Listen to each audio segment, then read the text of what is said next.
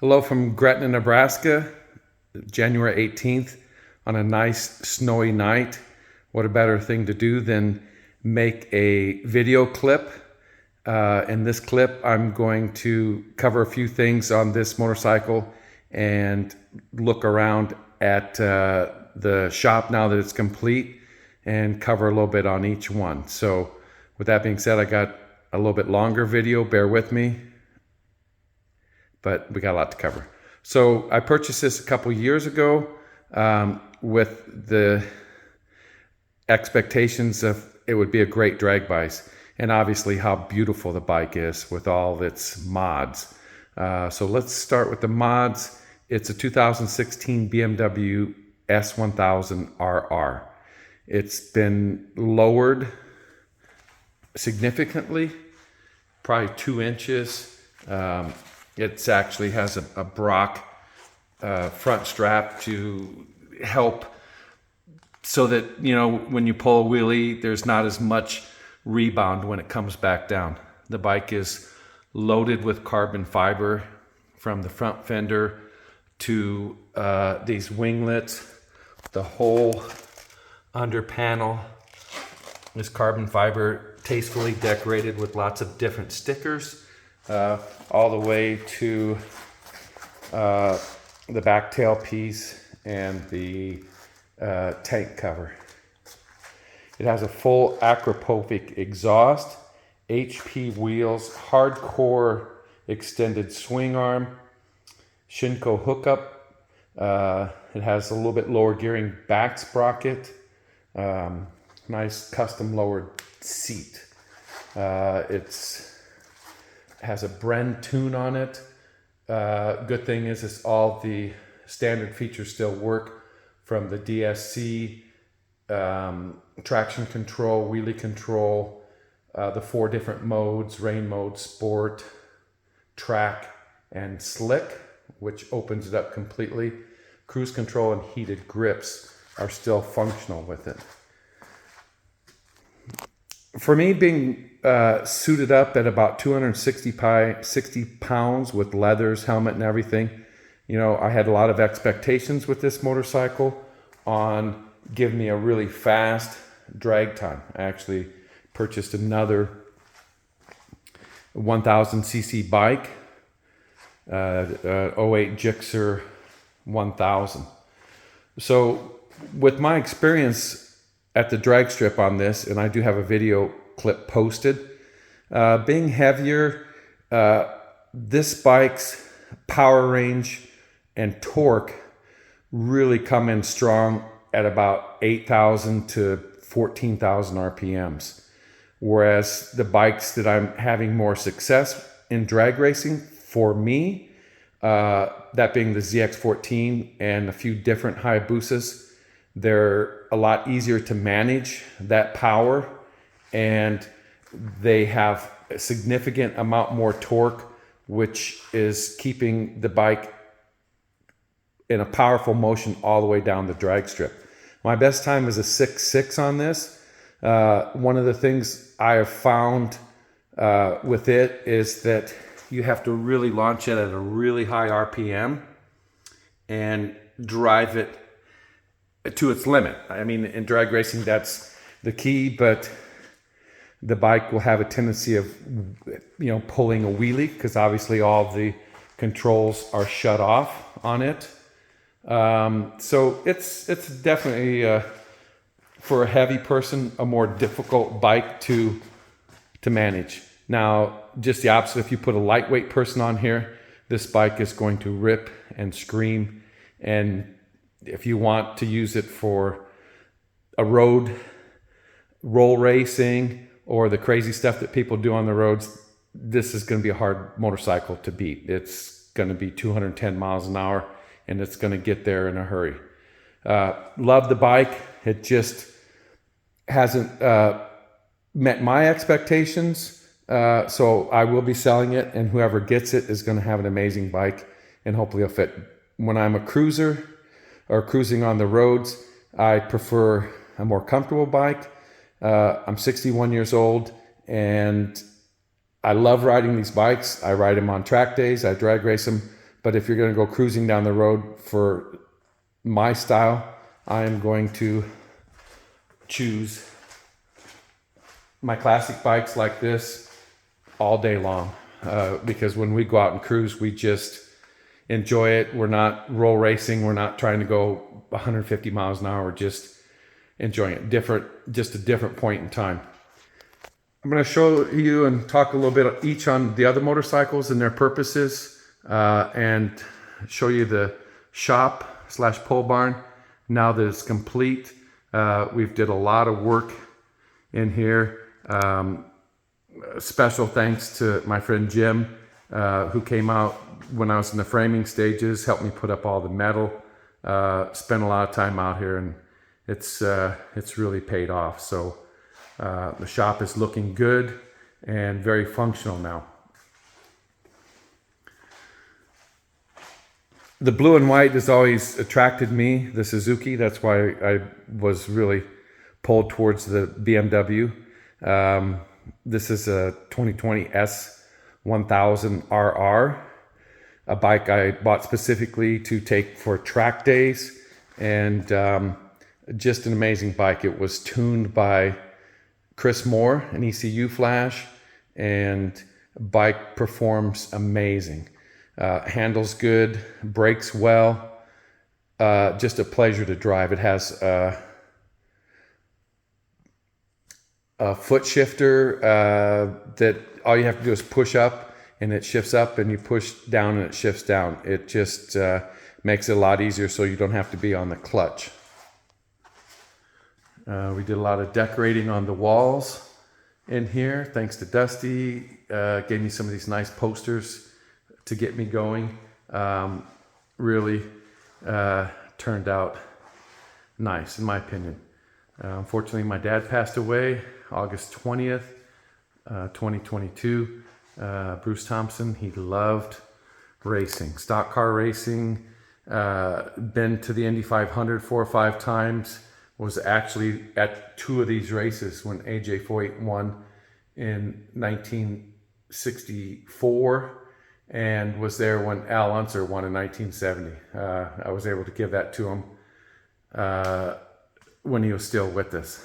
I think of you every day, Dad.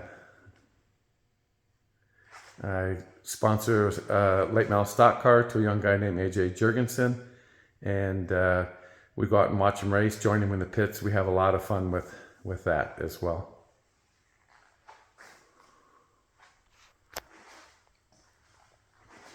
So we'll get with a couple of the bikes on the lifts. This is a 2008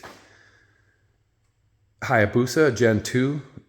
It's got a Hayes slipper clutch. It has a 2-step in the throttle for when you launch it. You just get up, and when you're pre-stage and then stage, you just hit the throttle and let the clutch out, and it goes. And it has an air shifter and automatically shifts.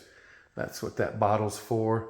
We're going to replace that bottle with a compressor so it automatically maintains its air pressure without having to fill the tank up.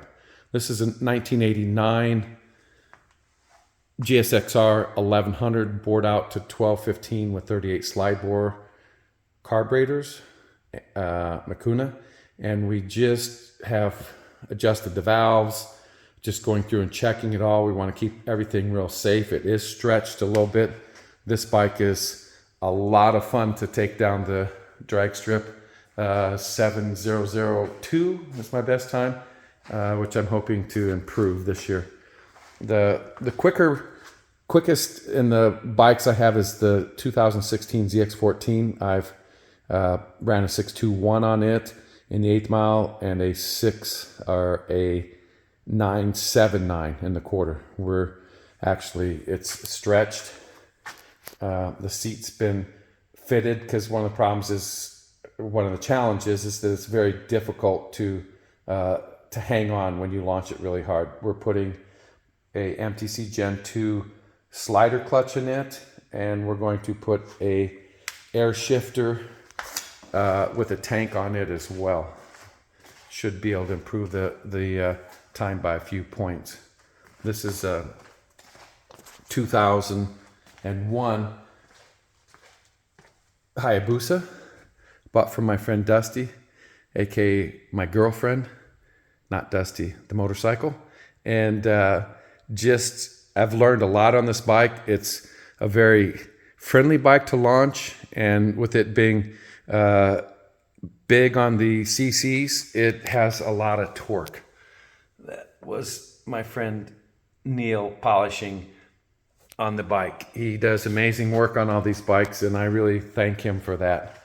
We have a couple of the suits to match the bikes. Some of them are a little ambitious to fit into at the moment. So getting to doing track days, this is 2015 BMW S1000RR, completely stock, has a lot of power, likes to rev high, but its main thing is the brakes are unbelievable on it. Each one of these road course bikes has their pluses and minuses, and the brakes in this is amazing. Plus, as a novice / intermediate, it has a lot of assist menu programs, selections, different power modes, traction control, wheelie control, ABS. It's a really friendly bike to ride. This is a 2007 Yamaha R1. Very clean bike, low miles. Most of these bikes are. And every one of these bikes in here run, and I can drive them. I'm not one who wants to collect bikes that just collect dust. This bike is extremely nimble. One of the best handling bikes, doing your turn in, feeling really comfortable as you're moving through the corners. If anything, it lacks in the braking department. I think the bikes with the older brakes, which would be all three of these bikes, the 2011 ZX-10R, a lot of power. Fortunately, it has a few power modes. They're amazing. They handle well. They have lots of power. Their braking is plenty safe. It's just lacks after you try to compare it to the BMW. This would be a 2007 Ninja ZX-10R. Very, very powerful bike. Bought it from a gentleman that just was his first bike and took extremely care. Another guy, 60 years old, that was ready to go for the Harley. Nice motorcycle, ZX-6R. Very, very strong bike. Handles amazing. And when I say, the brakes aren't like great because I'm comparing them to the BMW, they're very safe. They stop good. And as a intermediate, I brake early anyway, so I never have problems with them overheating or anything in a sort.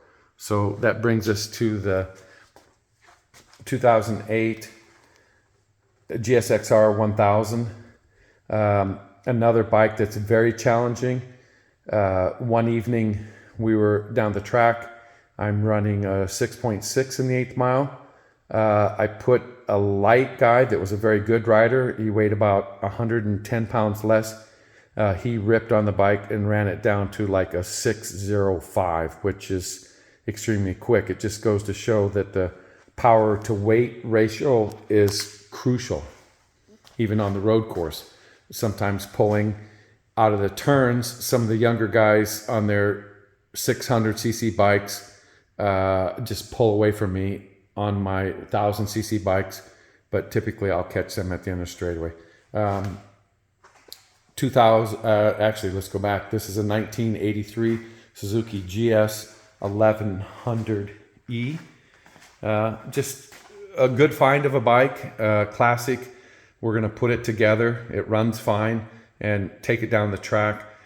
Going fast is great, but it's also nice to drive some of the older motorcycles, no matter what the result is, just to race them down the track. I actually have a 79 LTD that's a lot of fun to do that in. This is a 2005 Hayabusa, bought from a friend of mine, Craig. And It's just an immaculate bike. It's set up with an air shifter, stretched, has Shinko hookup. It has a compressor in it for filling the air shifter. We're actually getting ready to put a APE billet clutch basket in. The Hayabusas are known to have a little bit of a, once the clutch heats up after a few passes, it'll grab, and that makes it very, very difficult to get a good launch. We were actually at the track, the Indy 500, earlier this year, and we bought some memorabilia from that. That was nice. Working my way down, this is a 1998 GSXR 1100, 100% stock, and just a great bike to cruise on. It was actually in a museum collecting dust for 15 years, so had to go through the carburetors, brake lines, and do a lot of things to get it up and running. My friend Neil did that, and now it's a pleasure. I drive it back and forth to work quite a bit. 2004 GSXR 1000. If I'm going to drive a sport bike on the street, which I do, typically if I'm racing a weekend, I will drive one of these bikes for the week just to get used to being in that position. But this bike's a little more comfortable to drive than the newer ones, so I go with it quite a bit. This is an 83 GS 1100 ES, a very rare bike.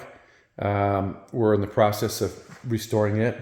It runs great. It just needs to have some pieces, valves adjusted, clutch went through, and just taking care of it. This is a 2018 GSXR 600. My son Sean comes with me quite a bit, and he typically loves riding this bike, and he's good on it. He's one of the guys that'll pull away from me coming out of the turns on the bike's big brother, which probably has about 40 horsepower more. And we have a great time. We know our limits. We always go there not trying to prove anything, to pass a bunch of people. What we have to prove is that at the end of the day, we load our motorcycles up and we both get in the truck and haul the bikes home, all with no incidents. And that's not hard to achieve just by riding the bikes, at 80% instead of, taking chances. So this is the shop. Once again, thank you, Jim, for all the help. And he still continues to come here and help us in the evenings when we work on the bikes. We have a lot of fun in here. It's a really neat place.